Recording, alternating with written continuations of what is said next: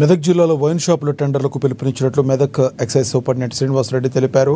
మెదక్ జిల్లాలో మొత్తంగా 49 వైన్స్లకు టెండర్లు పిలుపునిచ్చామన్నారు.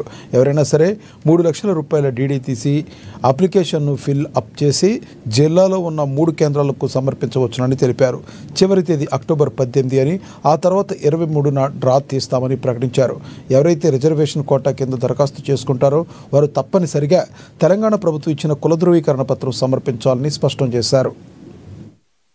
A4 మద్యం దుకాణాలకు 2025-27కి గజెట్ నోటిఫికేషన్ ఇవ్వడం జరిగింది. మెదక్ జిల్లాలో మొత్తము 49 షాప్స్ ఉన్నాయి. అందులో మెదక్ స్టేషన్లో 17, నర్సాపూర్ స్టేషన్లో 17, రామాయంపేట స్టేషన్లో 15 షాప్స్ ఉన్నాయి. నిన్న జరిగిన డ్రాల్ ఆఫ్ లాట్లో మెదక్ జిల్లాలో మొత్తము 49లో 16 షాప్స్ రిజర్వేషన్లో, 33 షాప్స్ ఓపెన్ కేటగిరీలో ఉన్నాయి. 13 రిజర్వేషన్ 16 షాపులలో 1 ఎస్టీ, 6 ఎస్సీ, 9 గౌడ్లకి కేటాయించడం జరిగింది. సో ఈరోజు వాటికి గజెట్ నోటిఫికేషన్ ఇవ్వడం జరిగింది.